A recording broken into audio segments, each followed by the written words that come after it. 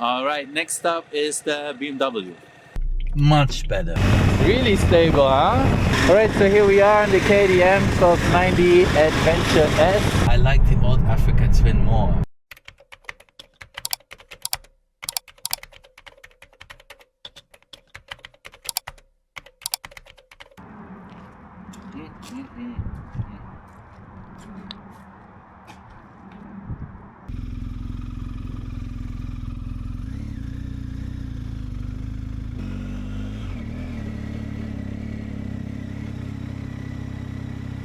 It's much chiller, huh?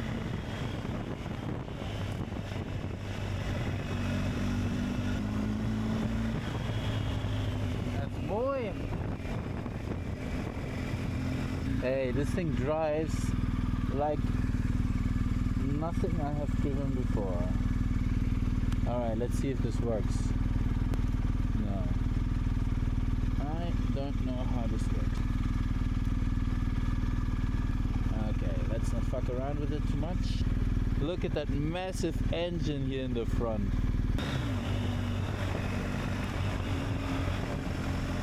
Look, it's on cruise control. Really stable, huh?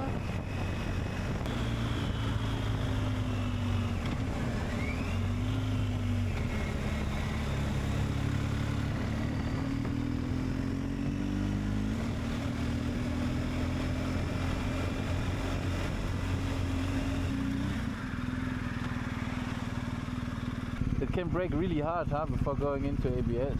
No. What do you think? You like it? I like it. It's cool, huh?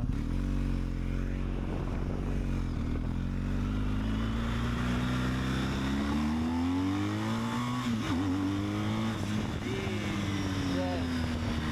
This was half throttle in the weakest mode. This thing can pop a power wheelie, no problem. Hey, but like traveling long distance, I can see how this thing will be amazing. Like it is fairly uncomfortable weather, right? But I am, like my hand is warm. And my hiney too. But I must say, this is a little bit too low for me. I want to have it raised. Like I can feel how I'm hunched over. Hey, you know what? I stand up and then you stand up, okay?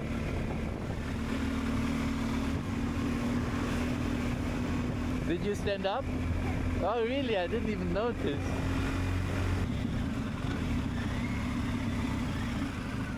It really is amazing.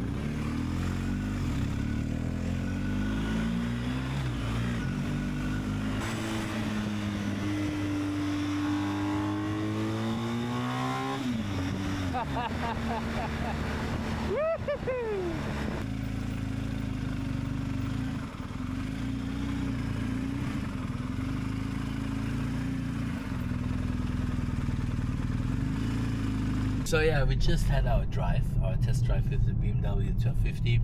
The verdict, it's in its class of its own. Much better than the Africa Twin.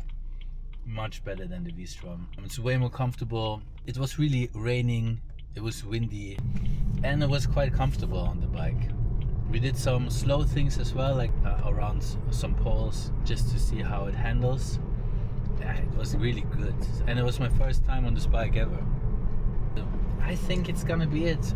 The Africa Twin was an automatic, and yet the gear changes on the manual with the BMW were way smoother. It had the grapple wheels on it, and that means that the sound was quite good for a boxer, but it was also loud. But it did have some pops and bangs, some crackles, you know. I love this. Hi guys. So last week we had a test drive of 3 motorbikes. Started with the Africa Twin, then we had a go at the Suzuki V-Strom, and at the end we tested the BMW. Today we are checking the KTM. I think the KTM could actually be a valid option.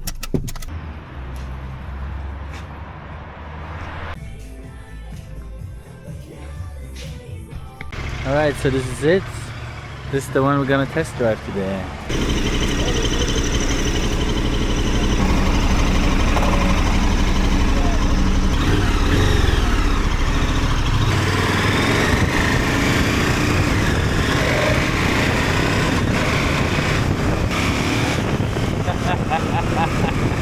Oh my god, this thing has power. Alright, so here we are on the KTM 1290 Adventure S. I can tell you right away the seating position is way more sporty. It's not bad necessarily, it's actually quite nice. But for long distance touring I can see how this will be in a different league than the Beamer. The windshield I would want further up, but I think right now it's the lowest possible stand, so I'm gonna adjust it a little bit. The mirrors feel much better than the BMW. I'm just gonna adjust the windshield real quick.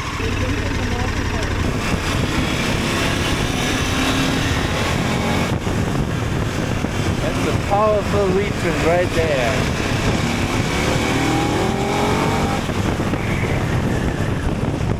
I can see how you can drive a long time. But I do feel that there is some pressure on my wrist already.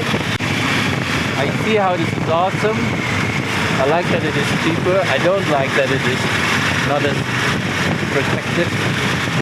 But I like this front cover here a lot. It's much deeper. Maybe you can see it.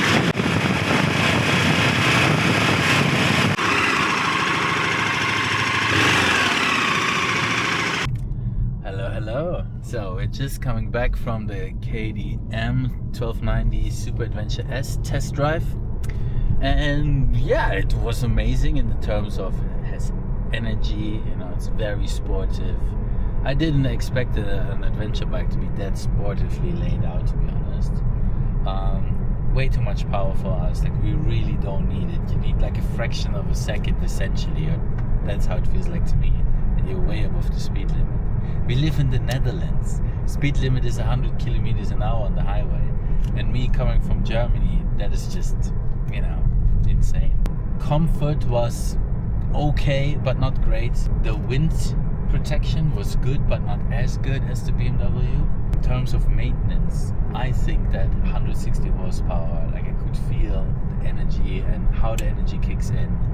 Like with us two on top of it, with luggage, 160 horsepower, pulling that bike forward, that chain will stress a lot, and therefore I think that I will have way more maintenance compared to a Cardan. For me, coming from older motorbikes to having the test drive with a couple more modern ones, I really see how everything has to be more aggressive, more, you know, more oomph in total.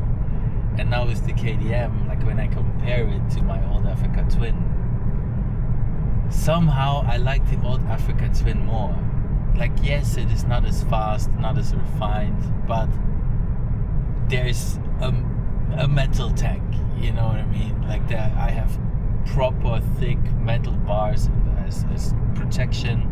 I know the Adventure R has that type of protection as well, and I could get it for the Adventure S. But the overall package for what it does, how expensive it is, the technology with radio assisted cruise control and automatic preload adjustment and all that jazz, right? I would rather prefer it to be a great interface with the motorbike, to have a great drivability, which the old Africa Twin has. So next episode you will know if we're gonna go for it or if we have another plan.